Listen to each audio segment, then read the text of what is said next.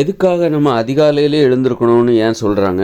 அதிகாலையில் 4 மணிக்கெல்லாம் எழுந்திருக்கணும் அப்படின்னு சொல்லிட்டு ஏன் சொல்கிறாங்க அப்படின்னா, பெரும்பான்மையான மக்களை விட மக்களை போல் நீ வாழ்ந்தால் கண்டிப்பாக சாதிக்க முடியும். பெரும்பான்மையான மக்கள் சாதிக்கிறது கிடையாது.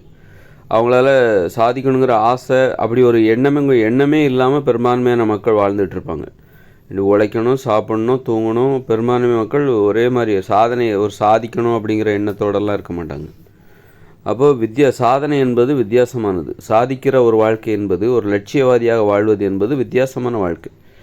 வித்தியாசமான ஒரு செயல்பாடு தான் லட்சியம் என்பது. அப்போ பெரும்பான்மையான மக்களுக்கு லட்சியம் கிடையாது. பணத்தை சம்பாதிக்கணும்.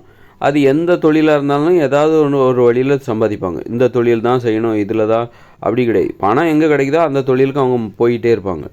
இந்த ஒரு தொழிலை ஆரம்பிப்பாங்க, அந்த தொழிலில் போய் பார்த்தாங்க பணம் சரியாக கிடைக்கலையா, வேறு எந்த தொழிலில் பணம் நல்லா கிடைக்குது அங்கே போயிடுவாங்க. அப்புறம் அதுலேயும் அது சரியில்லைன்னா அதை விட்டு இன்னொரு இடத்துக்கு போயிடுவாங்க. அவங்களுக்கு லட்சியம்லாம் ஒன்றும் கிடையாது. அவங்க லட்சியம் பணம் தான்.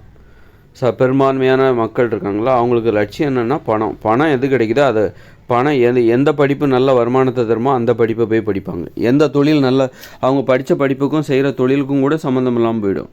எந்த தொழில் செஞ்சால் நல்ல வருமானம் வருமோ அந்த தொழிலை போய் செய்ய போயிடுவாங்க. அதான் பெரும்பான்மையான மக்களோட ஒரு மனப்பான்மை. அவங்களுக்கு ஒரு சாதனைங்கிறதுலாம் ஒன்று, பணத்தை சேர்க்கணும், நிறைய பணம் சேர்க்கணும், அதான் சாதனை. சாப்பிட்ணும், திங்கணும், தூங்கணும். இந்த ஒரு தொழிலில் சாதிக்கணும், ஒரு குறிப்பிட்ட ஒரு தொழிலில் இருந்து அதில் நம்ம எப்படி சாதிக்கணும் அப்படின்லாம் இல்லாமல் வெறும் பணத்தை சம்பாதிக்கணும். அதுக்கு எந்த தொழில் பண்ணாலும் சரி. இதுதான் பெரும்பான்மையான மக்கள். அப்புறம் பார்த்திங்கன்னா, அப்போ அந்த மாதிரி நீ இருக்கக்கூடாது. ஏதாவது ஒரு செயல், ஒரு பணத்தை சம்பாதிக்கிறதுக்காக நீ எதை வேணாலும் பண்ணுறத விட நீ ஒரு செயல்பாடை செய்யணும். அது உனக்கு பணத்தை சம்பாதிச்சு தரணும். அதில் பணம் கிடைக்குதோ இல்லையோ, இதுதான் எனது செயல், இதைத்தான் நான் செய்வேன், இதுதான் ஒரு லட்சியம் அப்படின்றது. இப்போ என்னுடைய லட்சியம் இதுதான், இதில் எனக்கு பணம் கிடைச்சாலும் சரி, கிடைக்கலனாலும் சரி, இல்லை கிடைக்கிற அளவுக்கு நான் முயற்சி பண்ணி பார்ப்பேன், கிடைக்கலன்னா பரவாயில்ல அப்படின்னு நினைக்கிறது தான் லட்சியம். ஆனால் ஒரு பெரும்பான்மையான மக்கள், பிழைப்புவாதிகள் என்ன பண்ணுவாங்க, எது பணம் கிடைக்குதோ அதை நோக்கி போயிடுவாங்க. பணம் கிடைக்கலன்னா எந்த ஒரு தொழிலையும் விட்டுருவாங்க. ஒரு தொழில் செய்வாங்க, அதில் பணம் கிடைக்கலையா விட்டுருவாங்க. பணம் கிடைக்குதா அதுதான் அவங்க பார்ப்பாங்க. பணம் கிடைக்கலன்னா எதையும் அவங்க செய்ய மாட்டாங்க. இதுதான் பெரும்பான்மையான மக்கள். ஒரு லட்சியவாதி என்ன பண்ணுவாங்கன்னாக்க, அவங்க என்ன கடமையோ அதை செய்வாங்க. எது லட்சியமோ அவங்களுக்கு அதை செய்வாங்க. அதில் பணம் கிடைக்குதோ இல்லையோ, அவங்களுக்கு அதை பிடிச்சிருக்கு, அதனால செய்வாங்க. பிடிச்சிருக்கு, அதை செஞ்சு அவங்களுக்கு அதுதான் பிடிச்சிருக்கு, அது தவிர வேறு எதுவுமே அந்த அளவுக்கு பிடிக்கல, அதனால் அதை செஞ்சுக்கிட்டே இருப்பாங்க.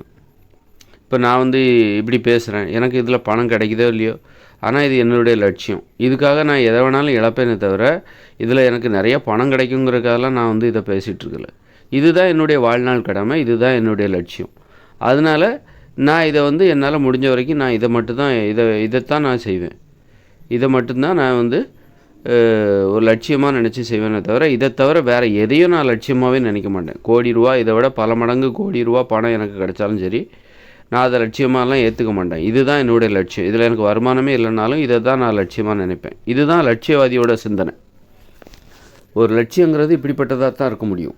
ஒரு தூய்மையான லட்சியம் இப்படிப்பட்டதாக இருக்க முடியும். பணம் கிடைக்குது, இதை விட எனக்கு வேறு ஒரு இதில் பணம் கிடைக்குது அப்படின்னா நான் அங்கே போயிட மாட்டேன், அதை நோக்கி போயிட மாட்டேன். எனக்கு இதுதான்ப்பா என்னுடைய பிறவி கடமை, இதுதான். நான் இதை செய்வதற்காக தான் இந்த மாதிரி பேசுகிறதுக்கு, இந்த மாதிரி வேலை செய்கிறதுக்காக தான் நான் இந்த பூமியில் பிறந்தேன், நான் மனுஷனாக பிறந்துறேன், அதனால் நான் இதைத்தான் செய்வேன். இதை விட பல மடங்கு கோடி ரூபா பணம் வேறு எங்கேயாவது வேறு எந்த தொழிலே கிடச்சின்னா இதை விட்டுட்டு நீ போக மாட்டியா அப்படின்னு கேட்டால் கண்டிப்பாக நான் போக மாட்டேன். அந்த உறுதி எனக்கு இருக்குது. ஏன்னா வெவ்வேறு தொழிலெல்லாம் செஞ்சுட்டு தான் நான் இங்கே வந்திருக்கேன். அறியாமைங்க அந்த மாதிரியான ஒரு மனப்பான்மையில் வெவ்வேறு தொழில்களை நான் செஞ்சுருக்கிறேன்.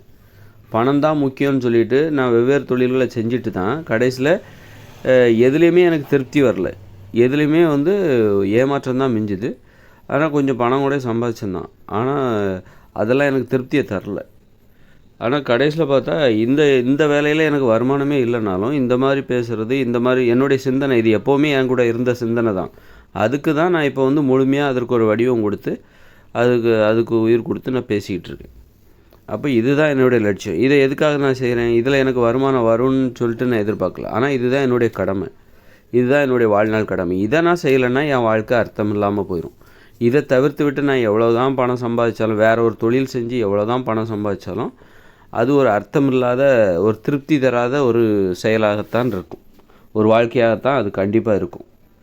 ஏன்னா அதெல்லாம் நான் பார்த்துட்டேன். நிறைய தொழிலெலாம் நான் பண்ணி பார்த்துட்டேன். கிட்டத்தட்ட ஒரு 4, 5, 6, 7 தொழிலெலாம் பண்ணிவிட்டு கடைசியில் இந்த செயலை நான் இப்போ செஞ்சிட்ருக்கேன். இப்போ கூட பிழைப்புக்காக வேற ஒரு தொழில் நான் செஞ்சுக்கிட்டு தான் இருக்கேன்.